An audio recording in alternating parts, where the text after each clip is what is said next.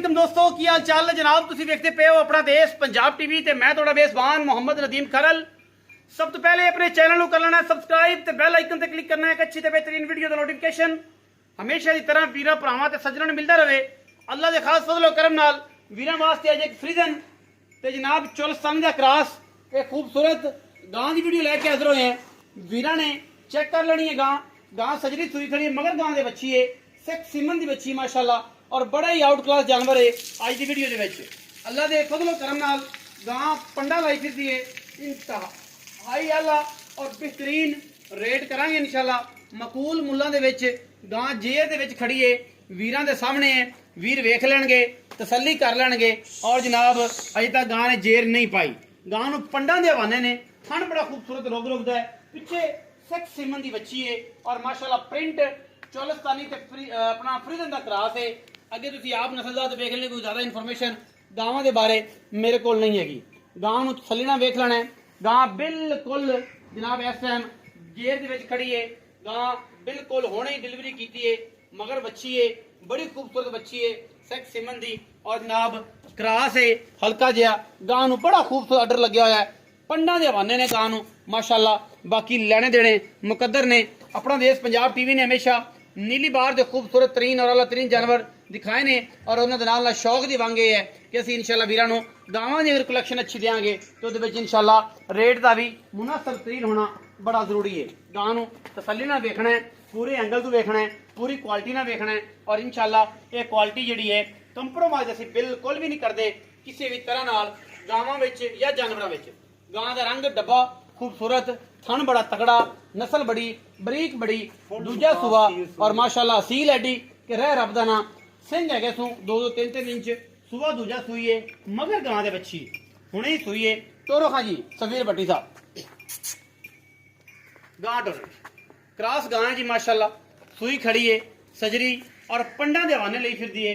गां माशाल्लाह दुध अल्लाह दे फजल नाल 20 तो 22 सिर 25 सिर देने वाली गां है। और इंशाल्लाह साडी कोशिश होंदी है कि अच्छे जानवर वीरां दा शौक करवाते रहिए और शौक दी वंगा वीरां नूं पवांदे रहिए। ये 20 तो 22 सिर वाली गां है, लम्मी चौड़ी कोई गां नहीं, सुथरी ते सुच्चा दाना है। और माशाल्लाह ये जिमीदारां दी गां है और बड़ा आला क्वालिटी दा जानवर है। इंशाल्लाह वीर पसंद करनगे।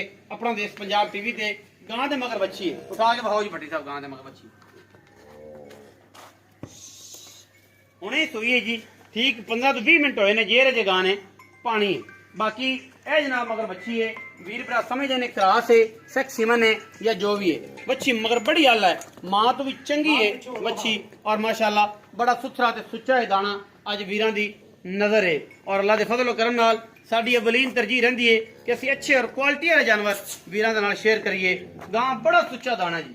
मुल भी इंशाल्लाह असीं कोशिश करेंगे कि मुनासिब तरीन कराइए और वीरां दा शौक करवाइए। बाकी तो मुकद्दरां दी गल है, लैने भी मुकद्दर ते देने भी मुकद्दर।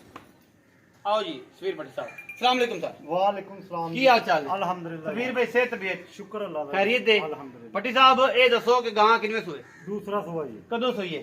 ये तकरीबन 15-20 मिनट हो गए। सू पई सू पई। ये रही पानी है, मगर बच्ची है, बच्ची जी। थना दी गारंटी गारंटी दुध पुत्र नसीबा दा। नसीब देखो कि आपा किहड़ी चोई पीती है पिछले सूए। मालक मगरले की कहंदे सी गां दा रखा? पिछले सुबह गां 20 लीटर दुध करदी री।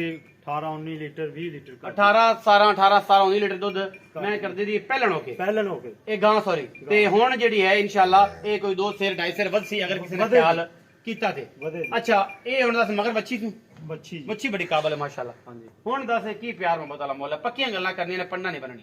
ਪੱਕੀਆਂ ਜੀ। ਪੱਕੀਆਂ ਇੱਕੋ ਕਰ ਦੇ।